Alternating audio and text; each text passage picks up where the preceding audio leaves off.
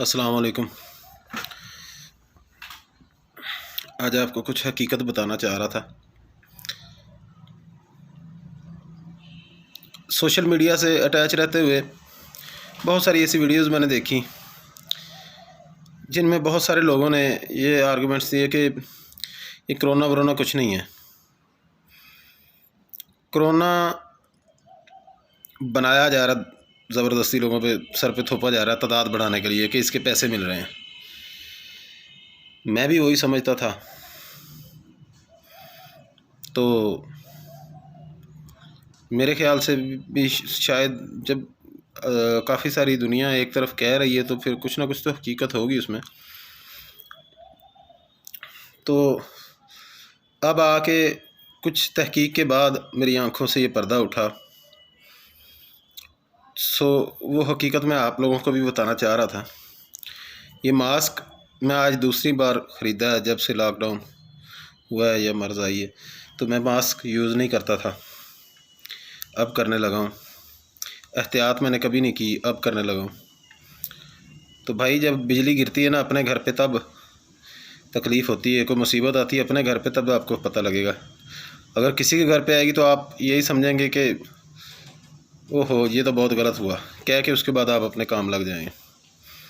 मैंने और भी बहुत सारी वीडियोज़ बनाई हैं, अपलोड भी की हैं मुख्तलिफ़ टॉपिक्स पर, लेकिन ये वीडियो आज मैं आप के लिए इसी मौजू पर स्पेशली बनाना चाह रहा था। हमारे सिटी जहानिया में कोई कोरोना का केस नहीं था अब तक, और मैं यही समझता था कि हमारे शहर में नहीं है तो इसका मतलब कहीं भी नहीं है। ये आम बुखार वाले को, आम सर दर्द वाले को उठा के डाल देते हैं कोरोना में तादाद बढ़ाने के लिए। तो ये मेरे ख़्याल से एक घटिया सी सोच है, ऐसा होता नहीं है। तो ये अगर कुछ ऐसा हो तो डॉक्टर्स ही करते होंगे ये ऐसा, लेकिन डॉक्टर्स भी क्यों करेंगे, क्योंकि वो परेशानी भी उन्हीं को बनेगी उनका इलाज करने के लिए। तो अब मैं सीरियस इस मामले में हुआ हूँ, इसलिए हुआ हूँ इस मामले में कि हमारे यहाँ हमसाए थे, उनमें से एक भाई फौत हो गए, अल्लाह उन्हें जन्नत में जगह दे। एक हफ़्ता पहले मैं उनसे मिला हूँ, बिल्कुल ठीक थे, बिल्कुल ठीक थे। एक रत्ती बराबर भी उन्हें कोई तकलीफ़ नहीं थी, खुश अखलाक थे, हंसमुख थे, दुकानदार थे बहुत पुराने। कल वो उनका इंतकाल हो गया। उन्हें बुखार हुआ, 2-3 दिन रहा है। तो उसके बाद वो इलाज के लिए 3 दिन के बाद वो गए हैं, तो वो पॉजिटिव निकला और वो बेचारा इंतकाल कर गया। तो उसके बाप को उन्होंने करीब भी नहीं जाने दिया, बेचारा रोता रहा कि बेटे की शक्ल देख रहे हैं, नहीं देखने दिया, हाथ नहीं किसी को लगाना, ईदी वाले दफना के गए हैं। तो भाइयों मेरी गुजारिश है आपसे, मर्ज़ हो या ना हो आप लोग एहतियात कीजिए बराए मेहरबानी। लॉकडाउन में नरमी हो गई, बाज़ार खुल गए, इसका ये मतलब नहीं है कि बीमारी ख़त्म हो गई है।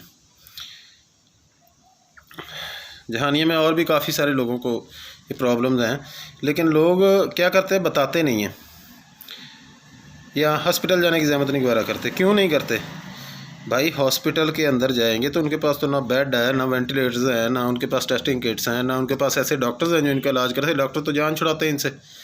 किसी को पता लग जाए कोरोना का मरीज़ है, फौरी तौर पर वार्ड ही खाली कर दिया जाता है, जहाँ जाके बैठ जाए। तो दोस्तों ये जो चौंचले पहले होते थे ना, घर में कोई एक मरीज़ हो गया किसी इलाके में तो गाड़ियाँ पहुँच जाती, 112 की पुलिस, ACDC सब वहाँ होते थे, तो मरीज़ को लेके चले गए। तो ये सब चौंचले थे। अब गवर्नमेंट के पास कुछ भी नहीं है, ये सब ऐसी कोई सहूलत नहीं है। तो ये सब अब नहीं होगा।